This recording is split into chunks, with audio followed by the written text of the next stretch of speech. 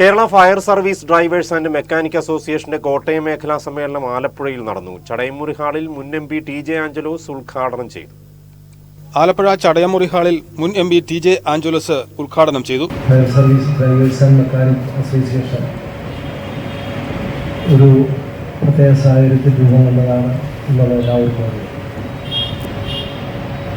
Category സംഘടന അതിൻ്റെ ഒരു പരിധിയിൽ നിൽക്കാതെ പൊതുവായ ഫയർ ആൻഡ് സേഫ്റ്റിയിലെ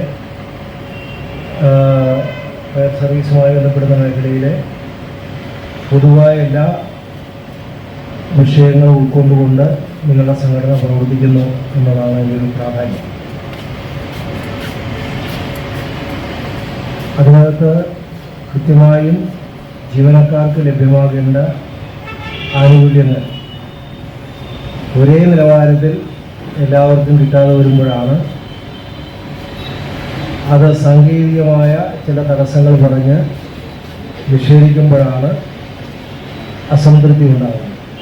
അസോസിയേഷൻ മേഖലാ പ്രസിഡന്റ് പി മനോജ് അധ്യക്ഷത വഹിച്ചു. സംസ്ഥാന സെക്രട്ടറി എഡ്വേർഡ് ലോനപ്പൻ മുഖ്യ പ്രഭാഷണം നടത്തി.